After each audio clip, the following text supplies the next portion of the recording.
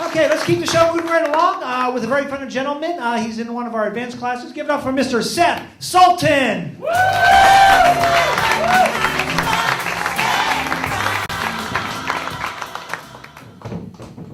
Okay, so San Juan Capistrano, a city whose name won't quite fit on a driver's license.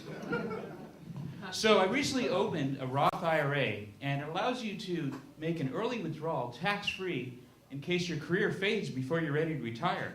It's actually called a David Lee Roth IRA.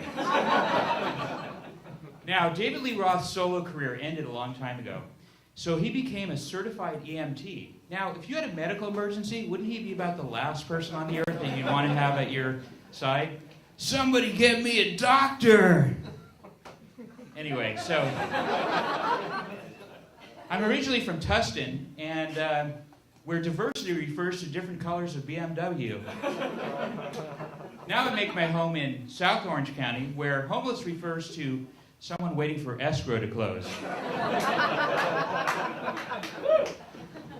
There's no shortage of nice homes in the area. They're what you might call prime crib.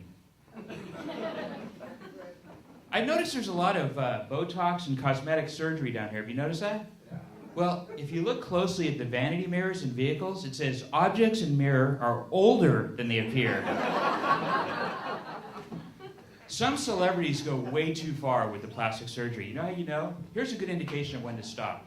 When your wax figure looks more like you than you do, it's time to stop going under the knife. So I'm actually an online math teacher, and telecommuting is very convenient, except for one thing. If your car won't start in the morning, you still have to work that day. Now, math teachers are often perceived as being nerdy and socially awkward, and I'm here to tell you that it's true about 84.6% of the time, with a standard deviation of 2.67%. I'm what's called an outlier. I differ. My other job is teaching traffic school, and I greet the class with, "Welcome, Rhodes Scholars." If you only take away one thing from this course, then you weren't paying attention. I think the most common question I'm asked is, what's considered a complete stop?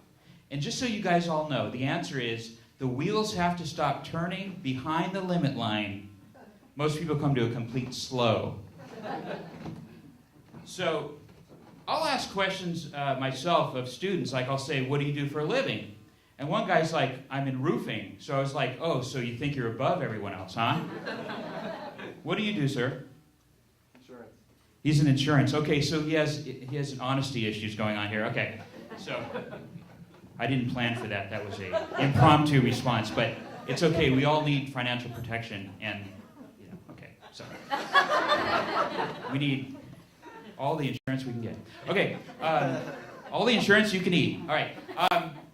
Anyway, so the school I teach for is named I'll Never Speed Again, which is so misleading because every graduate gets a $10 discount card off their next class. And I've had alumni return from years past. And my response is always, "Hey, it's great to see you, but didn't we talk about this? Didn't we say that, enough is enough?"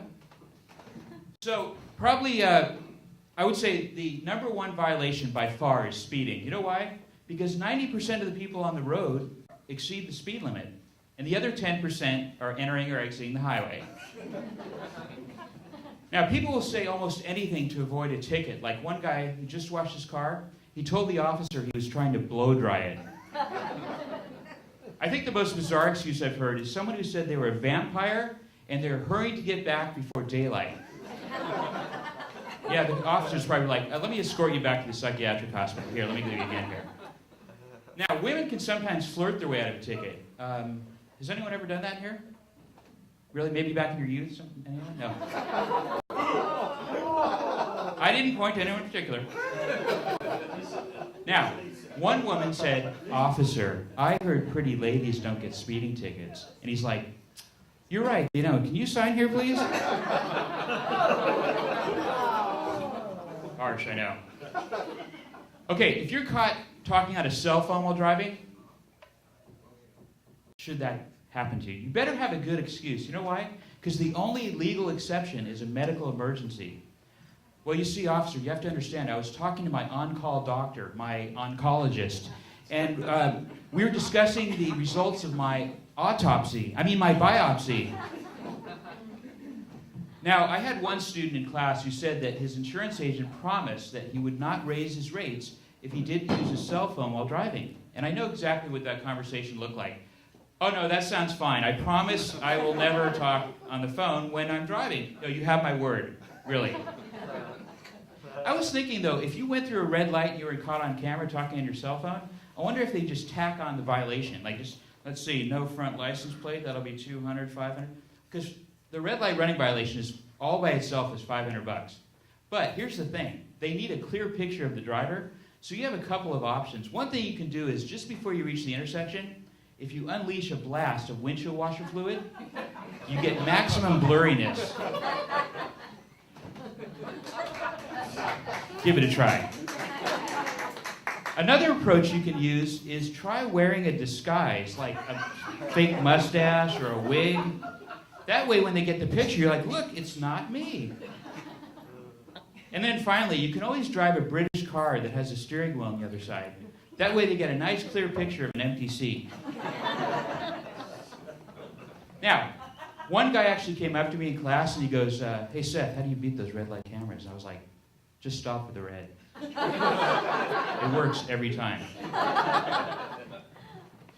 So, probably my number one pet peeve is drivers who don't signal for a turn or lane change. Anybody with me on this? You know why? Because their attitude seems to be, well, it may be legally required, simple to do, and sometimes life-saving, but I just don't find those reasons to be compelling enough to bother. A close second is drivers who wait until they've already begun the turn or lane change to signal, as if to say, I know this isn't helpful, but I just wanted to get credit for doing it anyway. Sorry. Then you have drivers who signal for a lane change and the next 11 miles before realizing they forgot to cancel it. And for those special occasions, I have this sign on the ready. And you know what? People really appreciate it. On the other hand, if I flash this sign, I'm more likely to be greeted with middle-digit communication. While we're on the sign subject, how many remember these? Oh, yeah. They got rid of them. You know why? Totally implausible. Look, only one kid.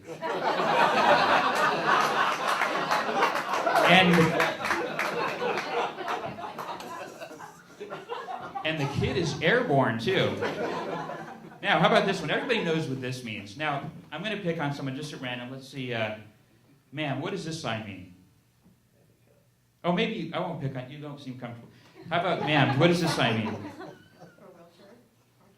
Wheelchair parking. Park your wheelchair in this spot. Good job. Wrong. Let's try someone else here. Ma'am, what does this sign mean? Handicap parking. Well, that's correct 1% of the time. The other 99% of the time it means excellent vacant spot not available to you. Okay, so vehicle safety has come a long way in the last 30 years, with the one exception, the smart car. This car would be better named the small car. This is a vehicle so tiny, it makes a Mini Cooper look like a limousine. Look, if a vehicle can be towed with a bicycle, then it should not be able to be driven on the road, okay? A rule of thumb. Crash test dummies won't even get in these things. They're like, shh, I'm not getting in that motorized coffin. Crazy? Now, crash test dummies have improved a lot, too. They're so lifelike, they can exaggerate injuries just like real people. You're the insurance guy, you're supposed to laugh at that. Now, they even have a crash test teenager. And it's very realistic because he never wears his seatbelt. He always wears his headphones. And his favorite part, he says, is being catapulted through the windshield 12 times a day. So I went to Target recently. I walk in the store. I'll let that sink in. I I went to Target recently. I went in the store, and inside the store is a Starbucks. Now, isn't that kind of a mismatch? To me, that's like a McDonald's with valet parking. Or a Ferrari with a Domino's delivery sign on it. I'm waiting at the checkout aisle, and I look down at my cart, and I have a box of frozen pizza. And on it, it says, heat thoroughly, not ready to eat. And I'm thinking, are people eating these straight out of the box? What the hell? Okay, so I'm going to leave you with these wise words. Keep your eyes on the road, keep your hands on the wheel, and keep your windshield washer fluid topped off in case you have a photo finish. I'm Seth Sultan. Thank you very much.